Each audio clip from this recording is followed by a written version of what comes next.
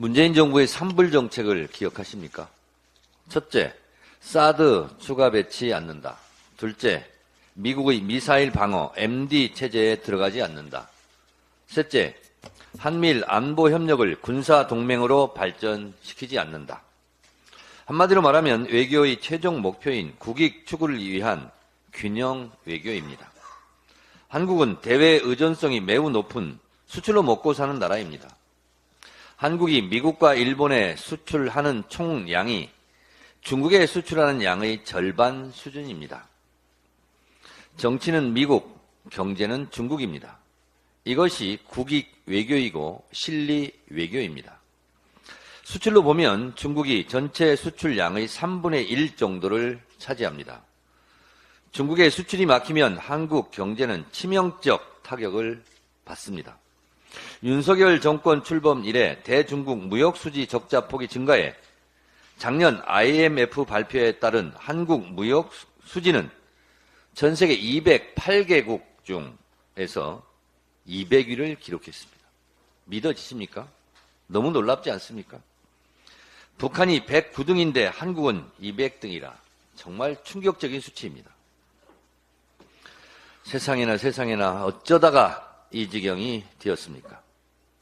문재인 정부 시절 전 세계 수출액 순위 6위, 무역 수지도 한때 2007년 5위, 2018년 6위를 기록했는데 윤석열 집권 2년 만에 무역 수지 적자 200위를 기록했다니 정말 놀랍고도 충격적입니다.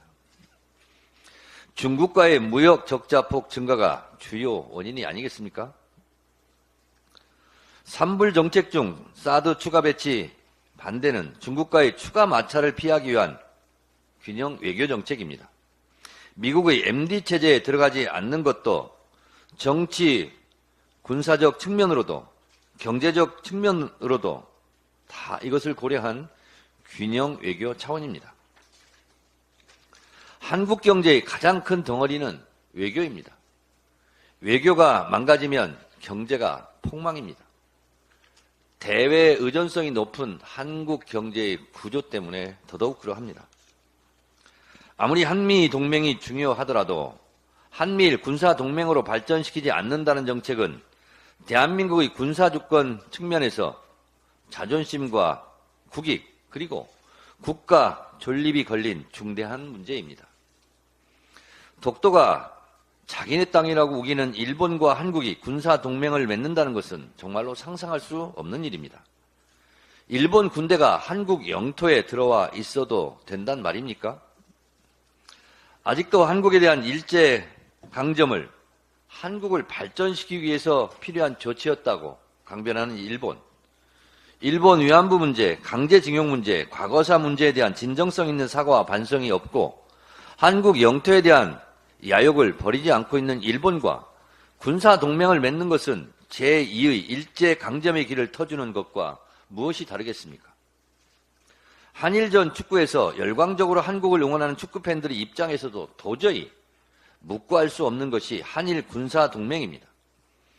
위험천만할 뿐만 아니라 매국적 행위입니다.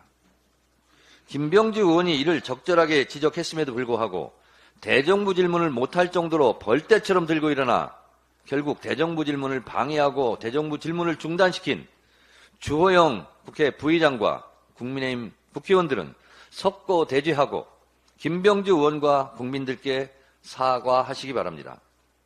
다들 제정신입니까? 이러니 토착 외구 소리를 듣는 겁니다. 이러니 윤석열 대통령을 탄핵하자고 접속하기도 어려운 국회 홈페이지를 방문해 몇 시간씩 대기하면서 탄핵 청원 서명을 하는 겁니다.